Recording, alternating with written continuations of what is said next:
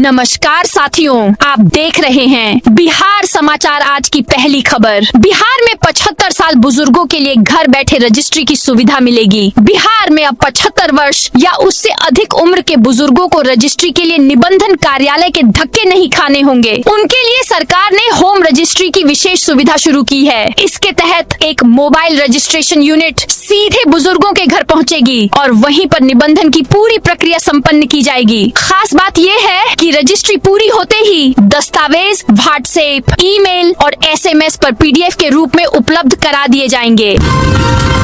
अब मुजफ्फरपुर में भी मरीन ड्राइव, सीएम ने किया उद्घाटन। पटना की तरह मुजफ्फरपुर में भी मरीन ड्राइव का निर्माण हुआ है। बिहार के मुख्यमंत्री सम्राट चौधरी ने आज Sikandarpur marine drive lake 1, lake 2 और लेक 3 की शुरुआत की। एक दिवसीय दौरे पर सीएम मुजफ्फरपुर पहुंचे। इस दौरान उन्होंने 1047 करोड़ रुपए की लागत से तैयार 981 विकास योजनाओं का उद्घाटन और शिलान्यास किया।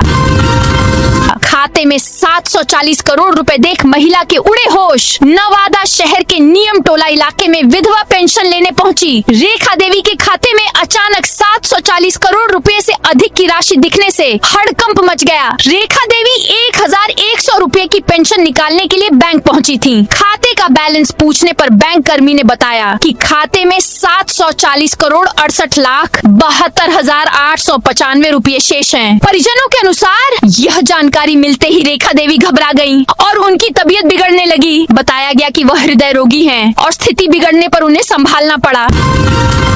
सीएम आज पटना के 3 प्रोजेक्ट का करेंगे उद्घाटन। मुख्यमंत्री सम्राट चौधरी आज नगर विकास एवं आवास विभाग के अंतर्गत बिहार शहरी आधारभूत संरचना विकास निगम लिमिटेड के स्टॉर्म वाटर ड्रेनेज से संबंधित 3 महत्वपूर्ण योजनाओं का उद्घाटन करेंगे। इस योजना की कुल लागत 233.77 करोड़ है। बांकीपुर उपचुनाव में दिल्ली से हो रही मॉनिटरिंग, हर बूथ पर जिम्मेदारी तय। बांकीपुर विधानसभा उपचुनाव के दिन अब ज्यादा नहीं रह गए हैं, इसलिए भाजपा की तैयारियां जोरों पर है। पहले घोषित कैंडिडेट अभिषेक सिन्हा ने नाम वापस लेने का ऐलान कर दिया। पार्टी ने उनकी जगह नीरज सिन्हा को नया उम्मीदवार बनाया है।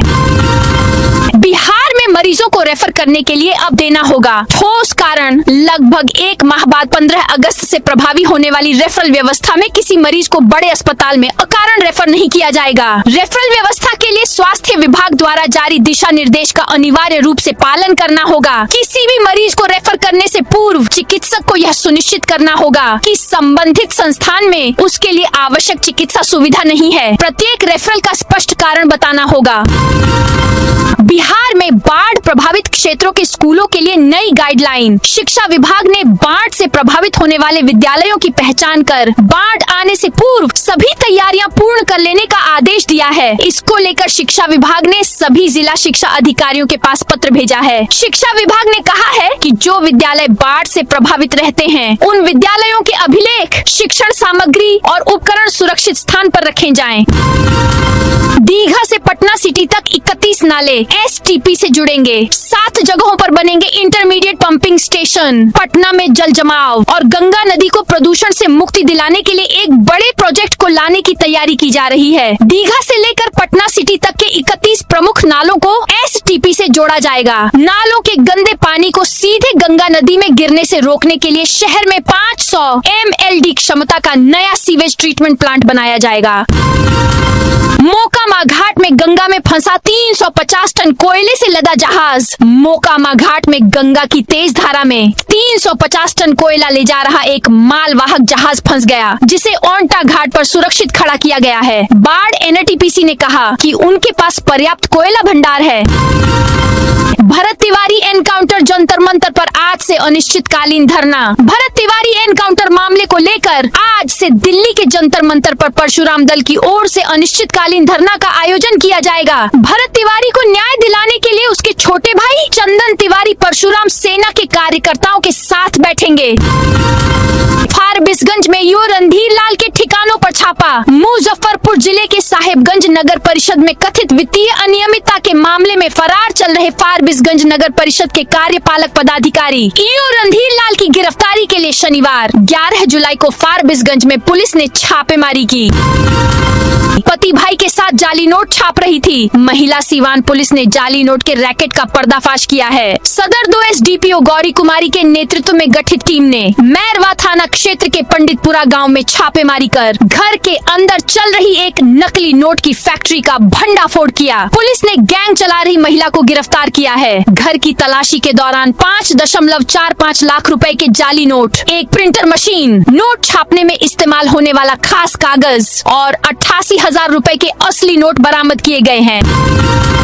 बिहार के इन 6 जिलों में 44 भूखंडों पर होगा पत्थर खनन। बिहार में पत्थर खनन को लेकर सरकार ने महत्वपूर्ण फैसला लिया है। सम्राट चौधरी सरकार ने राज्य के 6 जिलों में 44 भूखंडों पर पत्थर खनन की मंजूरी दे दी है। इससे राज्य में पत्थर की उपलब्धता बढ़ेगी और निर्माण कार्यों की लागत कम होने की उम्मीद है। बिहार के 19 जिलों में हैवी रेन का अलर्ट, 5 दिनों तक रुक रुक कर होती रहेगी बारिश। बिहार में शनिवार को मानसून की अच्छी बारिश हुई। मौसम विभाग ने आज भी प्रदेश के सभी जिलों में बारिश का अलर्ट जारी किया है। इनमें 19 जिलों में भारी बारिश की चेतावनी है, जबकि पटना समेत 19 जिलों में बारिश का येलो अलर्ट है। मौसम विभाग के अनुसार राज्य में अभी मानसून सक्रिय है। अगले 5 दिनों तक राज्य में हल्की से मध्यम बारिश का दौर जारी रहेगा। पटना समेत 15 जिलों में सुबह से रुक रुक कर बारिश हुई। बांका, बक्सर, खगड़िया, किशनगंज, मधुबनी, जहानाबाद समेत कई जिलों में बादल छाए रहे। बारिश के बाद कई जिलों में जल जमाव की स्थिति उत्पन्न हो गई। पटना समेत आसपास के 13 शहरों के कूड़े से बनेगी बिजली। पटना और आसपास के 12 नगर निकायों के कूड़े से बिजली बनाने के प्रोजेक्ट का टेंडर फाइनल हो गया है। बिजली बनाने के लिए रोज कम से कम 1660 टन कचरा प्राप्त करना होगा। पटना शहर से प्रतिदिन करीब 1250 टन कचरा निकलता है। बाकी कूड़े का कलेक्शन 12 शहरों से होगा। नालंदा विश्वविद्यालय में खुलेगा जैन अध्ययन केंद्र। नालंदा विश्वविद्यालय अपनी पुरानी गौरवशाली परंपरा को आधुनिक वैश्विक परिप्रेक्ष्य में नई ऊंचाइयां प्रदान करने के लिए प्रतिबद्ध है। इसी कड़ी में विश्वविद्यालय के शैक्षणिक विस्तार के तहत अब जल्द ही जैन अध्ययन केंद्र सेंटर फॉर जैन स्टडीज की स्थापना की जाएगी। नवादा में पुलिया ढही, कई गांवों का संपर्क टूटा। रजौली प्रखंड की हरदिया पंचायत में फुलवरिया डैम जाने वाले मार्ग पर स्थित करीब 45 साल पुरानी पुलिया शुक्रवार रात भरभरा कर ध्वस्त हो गई। यह हादसा तब हुआ जब तिलैया कोडरमा रेलखंड निर्माण में लगी कंपनियों के भारी मालवाहक ट्रक वहां से गुजर रहे थे।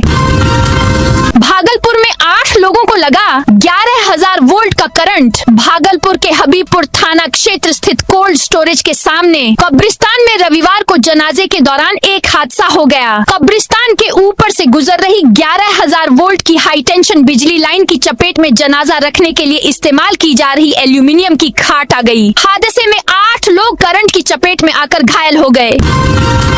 दरभंगा में डेयरी प्लांट दही निर्माण इकाई स्थापित करने की पहल। मिथिला क्षेत्र को दूध एवं दही उत्पादन के क्षेत्र में आत्मनिर्भर बनाने की दिशा में केंद्र सरकार ने पहल शुरू कर दी है। दरभंगा से बीजेपी सांसद डॉक्टर गोपाल जी ठाकुर ने दावा किया है कि जिले में अत्याधुनिक डेयरी प्रसंस्करण संयंत्र और दही निर्माण इकाई स्थापित करने की प्रक्रिया आगे बढ़ रही है। बोधगया में लोगों ने चीन की नीतियों का विरोध किया। विश्व प्रसिद्ध बौद्ध तीर्थ स्थल बोधगया में शनिवार शाम तिब्बत के समर्थन में हजारों लोगों ने कैंडल मार्च निकाला। यह मार्च चीन की तिब्बत संबंधी नीतियों के विरोध में था, जिसमें मानवाधिकारों, धार्मिक स्वतंत्रता और तिब्बती संस्कृति के संरक्षण की मांग की गई। गंडक नदी का जलस्तर बढ़ने से तटवर्ती इलाकों में बाढ़ और कटाव का खतरा बढ़ गया है। गोपालगंज के मंगलपुर पुल के पास नदी में तेज कटाव की सूचना के बाद जिला प्रशासन पूरी तरह अलर्ट हो गया है। इस गंभीर स्थिति का जायजा लेने और जिला प्रशासन द्वारा चलाए जा रहे कटाव निरोधक कार्यों का निरीक्षण करने के लिए खुद एसडीएम अनिल कुमार मौके पर पहुंचे। उन्होंने मंगलपुर पुल और उसके आसपास के संवेदनशील इलाकों का गहन निरीक्षण किया। जेडीयू से निकाले गए छोटू सिंह पर एक और कार्रवाई। सत्ताधारी जनता दल यूनाइटेड से निष्कासित किए गए अरविंद कुमार उर्फ छोटू सिंह को बिहार राज्य नागरिक परिषद के महासचिव पद से भी हटा दिया गया है। मंत्रिमंडल सचिवालय विभाग ने इस संबंध में अधिसूचना जारी कर दी है। अधिसूचना के अनुसार उन्हें आदेश जारी होने की तिथि से इस पद से मुक्त कर दिया गया है। मुख्यमंत्री कन्या उत्थान योजना के तहत 7 अरब रुपए जारी। मुख्यमंत्री कन्या उत्थान योजना के तहत छात्राओं को प्रोत्साहन राशि देने के लिए राज्य सरकार ने 7 अरब रुपए खर्च के लिए उपलब्ध करा दिए हैं। इस राशि से वर्ष 2026 में इंटरमीडिएट उत्तीर्ण करने वाली अविवाहित छात्राओं को लाभ मिलेगा। योजना के तहत पात्र छात्राओं को 25-25 हजार रुपए की प्रोत्साहन राशि सीधे उनके बैंक खातों में भेजी जाएगी। सरकार ने इस संबंध में संबंधित विभागों को आवश्यक निर्देश जारी कर दिए हैं। अगस्त से गंगा में दौड़ेगी वाटर मेट्रो। पटना को मिलेगा नए सफर का अनुभव। पटना के लोगों को नई सौगात मिलने जा रही है। अगस्त महीने से गंगा नदी में वाटर मेट्रो सेवा शुरू करने की तैयारी चल रही है। बिहार राज्य पर्यटन विकास निगम की देखरेख में शुरू होने वाली इस सेवा से लोगों को सड़क जाम से राहत मिलने की उम्मीद है। साथ ही गंगा की सैर का एक नया और खास अनुभव भी मिलेगा। पटना के Rajendra Nagar railway coaching complex में लगी आग। पटना के राजेंद्र नगर रेलवे स्टेशन के पास स्थित रेलवे के कोचिंग कॉम्प्लेक्स में रविवार सुबह करीब 4 बजे अचानक भीषण आग लग गई। आग लगने की सूचना मिलते ही रेलवे और अग्निशमन विभाग में हड़कंप मच गया। लोगों ने गुंडाराज देखा है, इसलिए मोदी नीतीश पर भरोसा है। सम्राट चौधरी ने कहा, बिहार के लोगों को मोदी नीतीश पर भरोसा है क्योंकि लोगों ने गुंडाराज देखा है, अराजकता देखी है। विरोधी कहते हैं बिहार का खजाना खाली है जबकि विकास हो रहा है। आपने 2 दिन पहले ही देखा, हमने 10 जुलाई को 98 लाख परिवार के खाते में पेंशन की राशि भेजी है। एनडीए ने जो 202 सीटें जीती हैं, उनमें उत्तर बिहार का बड़ा योगदान है। हम राम मंदिर की तरह माता सीता का मंदिर बनाने जा रहे हैं। शाहकुंड में मोबाइल दुकान का शटर तोड़ लाखों की चोरी। शाहकुंड मुख्य बाजार स्थित प्रिंस मोबाइल दुकान में शनिवार तड़के लाखों रुपए के सामान की चोरी हो गई। अज्ञात चोरों ने मंदिर चौक के समीप स्थित दुकान का शटर तोड़कर इस वारदात को अंजाम दिया। दुकान मालिक मोहम्मद प्रिंस ने बताया कि चोरों ने 12 नए मोबाइल फोन, जिनमें 9 रियलमी और 3 ओप्पो शामिल थे, चुरा लिए। इसके अतिरिक्त मोबाइल फोल्डर, ग्राहकों के 10 पुराने मोबाइल और 30 डमी मोबाइल सहित अन्य सामान भी चोरी हुए हैं। ईपीएफओ की नई एमनेस्टी योजना, पीएफ ट्रस्टों को मिलेगा फायदा। कर्मचारी भविष्य निधि संगठन ने एमनेस्टी स्कीम 2026 के तहत पीएफ ट्रस्टों के लिए आवेदन आमंत्रित किए हैं। यह योजना उन प्रतिष्ठानों को नियमितीकरण का अवसर प्रदान करती है जिनके पास औपचारिक छूट अधिसूचना नहीं है। पात्र ट्रस्टों को 6 महीने के भीतर आवेदन करना होगा। 73 पंचायतों में जल्द शुरू होगी आधार सेवा। अब गांव स्तर पर मिलेगी सारी सुविधा। बिहार में ग्रामीण क्षेत्रों के लोगों के लिए बड़ी राहत की खबर है। अब जल्द ही राज्य की 73 पंचायतों में आधार सेवा शुरू की जाएगी, जिससे लोगों को अपने जरूरी काम के लिए शहरों का चक्कर नहीं लगाना पड़ेगा। पंचायती राज मंत्री दीपक प्रकाश ने शनिवार को नवादा का दौरा किया। इस दौरान उन्होंने इसकी जानकारी दी। बिहार के इस जिले में लगेगा lithium ion battery plant. Bihar के गोपालगंज जिले के हथुआ में जल्द ही एक बड़ा औद्योगिक प्रोजेक्ट शुरू होने जा रहा है। यहाँ लिथियम आयन बैटरी का अत्याधुनिक प्लांट लगाया जाएगा। यह प्लांट न सिर्फ बिहार के ऊर्जा क्षेत्र को नई दिशा देगा, बल्कि हजारों लोगों के लिए रोजगार के अवसर भी पैदा करेगा।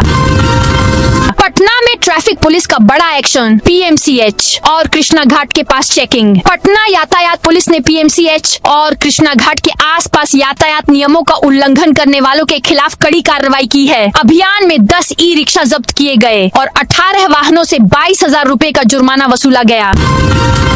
ओमान तट के पास कमर्शियल शिप पर हमला। विदेश मंत्रालय के प्रवक्ता रणधीर जायसवाल ने एक्स पर एक बयान शेयर किया। बयान में कहा गया कि ओमान तट के पास कमर्शियल जहाज GFS गैलेक्सी पर हुए हमले की भारत निंदा करता है। मंत्रालय ने बताया कि जहाज पर सवार 11 भारतीयों में से अब तक 10 को सुरक्षित बचा लिया गया है, जबकि एक भारतीय नागरिक अभी भी लापता है। ओमान स्थित भारतीय दूतावास हालात पर लगातार नजर बनाए हुए है और ओमानी अधिकारियों के साथ मिलकर तलाशी और बचाव अभियान चलाया जा रहा है।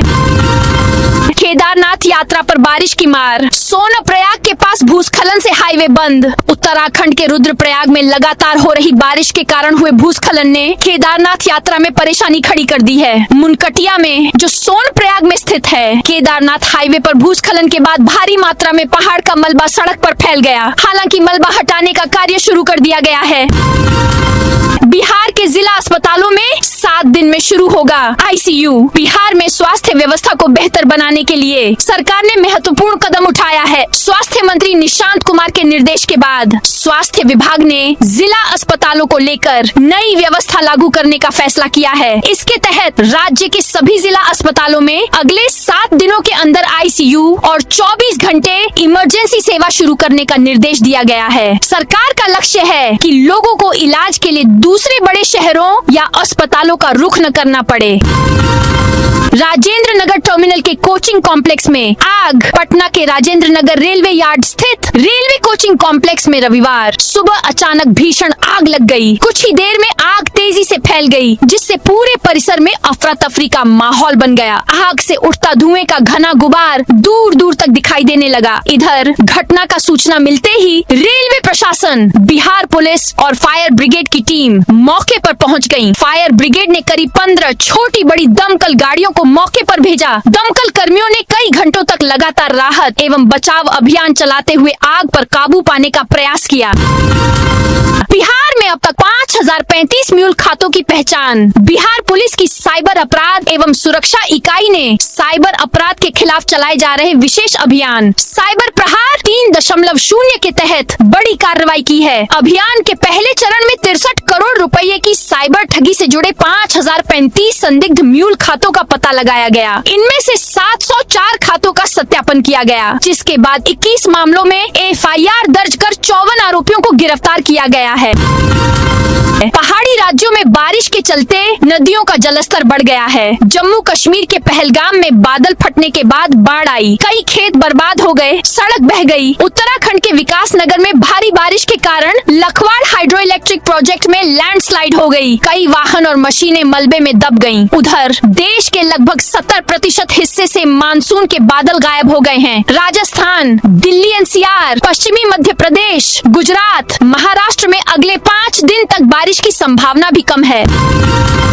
ईरान ने मिडिल ईस्ट के 6 देशों पर हमला किया। अमेरिका की एयर स्ट्राइक के बाद ईरान ने मिडिल ईस्ट में जवाबी कार्रवाई शुरू कर दी। रविवार को ईरान ने 6 देशों Jordan, Kuwait, Bahrain, Qatar, UAE and Oman में अमेरिकी सैन्य ठिकानों और रणनीतिक ठिकानों पर मिसाइल और ड्रोन हमले किए। Waste to wonder theme park, इसमें कबाड़ से बनी महापुरुषों की प्रतिमाएं लगेंगी। जेपी गंगा पथ और बांस घाट के बीच 10 एकड़ में waste to wonder theme park बन रहा है। इस पार्क में आने वाले लोगों को लोहे के कबाड़ से बनी आर्यभट्ट, चाणक्य, सम्राट अशोक, लोकनायक जयप्रकाश नारायण और माउंटेन मैन दशरथ मांझी की प्रतिमा दिखेगी। पीएम के पंजाब दौरे से पहले ट्रेन में खालिस्तानी नारे। प्रधानमंत्री नरेंद्र मोदी के पंजाब दौरे से पहले फिरोजपुर कैंट रेलवे स्टेशन का एक वीडियो सामने आया है। यह वीडियो प्रतिबंधित अलगाववादी संगठन सिख फॉर जस्टिस एसएफजे ने जारी किया है। वीडियो में दिल्ली जाने वाली एक ट्रेन के डिब्बों पर खालिस्तान जिंदाबाद और मोदी मुर्दाबाद जैसे नारे लिखे दिखाई दे रहे हैं। पटना से जुड़ेगा वाल्मीकि नगर, हफ्ते में 2 दिन उड़ेंगे 20 सीटर प्लेन। बिहार का इकलौता वाल्मीकि टाइगर रिजर्व अब जल्द ही रोमांच और सुविधा के एक नए युग में प्रवेश करने जा रहा है। अब तक केवल सड़क और रेल मार्ग के भरोसे चल रहा वाल्मीकि नगर का पर्यटन अब आसमान छूने जा रहा है। हेली टूरिज्म एवं एयर टूरिज्म योजना के तहत राज्य सरकार ने वाल्मीकि नगर को पटना से हवाई मार्ग द्वारा जोड़ने की रूपरेखा तैयार कर ली है। बिहार में ऐसा विकास हो कि बाहर के लोग यहाँ नौकरी के लिए आए। बिहार से पलायन रुके, ऐसा विकास करें कि बाहर के लोग नौकरी के लिए यहाँ आए। बिहार के बिना 2047 में विकसित भारत का सपना अधूरा है। शनिवार को गया जी के बिपाड में 2 दिवसीय प्रबोधन कार्यक्रम के उद्घाटन सत्र को संबोधित करते हुए उपराष्ट्रपति सीपी राधाकृष्णन ने ये बातें कही। बंगाल में 20 साल बाद टाटा की वापसी संभव। पश्चिम बंगाल के सिंगूर में करीब 2 दशक पहले टाटा की नैनो परियोजना को लेकर शुरू हुआ विवाद एक बार फिर सुर्खियों में है। राज्य में भाजपा सरकार बनने के बाद टाटा समूह की सिंगूर में वापसी को लेकर चर्चा तेज हो रही है। नीता अंबानी देश की सबसे पावरफुल महिला। रिलायंस फाउंडेशन की chairperson Nita Ambani Fortune India की सबसे पावरफुल टॉपिक 100 महिलाओं की लिस्ट में पहला स्थान हासिल किया है। यह सम्मान उन्हें लीडरशिप और समाज सेवा के लिए मिला है। उनकी लीडरशिप में फाउंडेशन ने शिक्षा और स्वास्थ्य जैसे क्षेत्रों में काम करते हुए 2.9 करोड़ बच्चों समेत देश के 10 करोड़ से ज्यादा लोगों की जिंदगी बदली है। 10 विश्वविद्यालयों में कुलपति नियुक्ति के नियम बदले। बिहार के 10 प्रमुख विश्वविद्यालयों में कुलपति और प्रतिकुलपति नियुक्ति प्रक्रिया में बड़ा बदलाव किया गया है। राज्यपाल सचिवालय ने कुलपति नियुक्ति से जुड़े विज्ञापनों में संशोधन जारी करते हुए पात्रता संबंधी नियमों में बदलाव किया है। साथ ही आवेदन करने की अंतिम तिथि बढ़ाकर 28 जुलाई तक कर दी गई है। यह फैसला उन अभ्यर्थियों के लिए राहत लेकर आया है जो आवेदन की तैयारी कर रहे हैं। राज्यपाल सह कुलाधिपति के निर्देश पर अतिरिक्त सचिव संजय कुमार द्वारा जारी पत्र के अनुसार बिहार में अब कुलपति पद के लिए पात्रता का निर्धारण यूजीसी के प्रावधानों के अनुरूप किया जाएगा। इसके साथ ही पहले लागू 10 वर्ष के अनुभव से जुड़ी एक महत्वपूर्ण शर्त भी हटा दी गई है। तो दोस्तों, ये थी आज बिहार की दिन भर की ताजा और बड़ी खबरें। अब कल मिलते हैं नई खबरों के साथ।